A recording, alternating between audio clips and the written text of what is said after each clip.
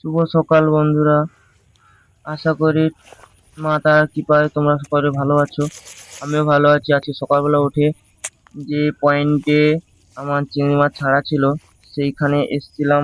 চিংড়ি মাছগুলো ভেসেছে নাকি দেখার জন্য সকাল সকাল এসে দেখছিলাম পুকুরটাও ভালো ছিল, কোনো সমস্যা ছিল না। রাস্তায় যেতে তোমাদের দেখেছিলাম যে মাঠটায় হাল করেছিলাম, সেই মাঠে যখন দেখি না একটা কাঁকড়া ঘুরছে, বড় কাঁকড়া। আমাদের এখানে এই কাঁকড়াটাকে সমুদ্র কাঁকড়া বলা হয়। তোমাদের কি কাঁকড়া বলে এটা কমেন্ট করে বলবে। কাঁকড়াটা আস্তে আস্তে যাচ্ছিল, ও তার পালানোর চেষ্টা করছিল। কাঁকড়াটাকে লক্ষ্য রাখছিল। আমার ভাই ছিল, ওকে ক্যামেরাটা দিয়ে আমি একটা বালতি আনতে গেছিলাম ওকে ধরবো বলে। ভাই অনেকক্ষণ দাঁড়িয়ে ছিল, সেই কারণে ও আস্তে আস্তে চলে যাচ্ছিল। আমি আসছিলাম, আমার পায়ে শব্দ পেয়ে ও পর পর মাটির দিকে ঢুকে যাচ্ছিল। ও উঠছিল না, ওর সেফটি জায়গায় ধরে নিয়েছিল কাঁকড়াটা। তারপর আমিও এসে দেখতে পাচ্ছিলাম না, ভাইকে জিজ্ঞাসা করতে বললো ওই কল্যাণী জলটার মধ্যেই আছে। ওই জলটা যেখানে গুলিয়ে গেছিল, কাদা অবস্থা ছিল, ওইখানে আস্তে আস্তে গেছিলাম। ও পর পর মাটির নিচে ঢুকে যাচ্ছিল।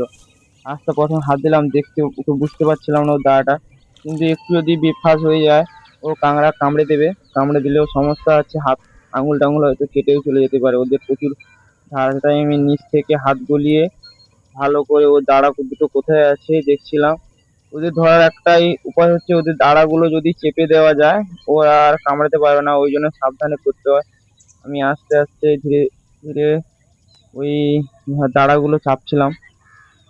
ফাইনালি দাঁড়াগুলো চেপে ধরেছি। চাপার পরে আস্তে আস্তে তুলছিলাম। ওরা কাদার মধ্যে লেপ্টে গেছিল একদম, যেহেতু হাল হয়েছিল কালকে, সেই কারণে একদম চাপটা গেছিল। তারপর আস্তে আস্তে ওই কাদা জলে একটু ধুয়ে নিয়েছিলাম। ধোয়ার পরে আস্তে আস্তে উঠছিলাম, তাও কাঁকড়াটা প্রচুর শক্তি ছিল। তারপর আমার যে 2 নম্বর পয়েন্ট ছিল, ওই পয়েন্টে গিয়ে কাঁকড়াটাকে ভালো করে কাদা অবস্থায় যে ছিল ওটা ভালো করে ধুচ্ছিলাম। ওটা ধুতে ধুতে ও ছটফট করছিল, যখন ধুচ্ছিলাম ও ছটফট করছিল।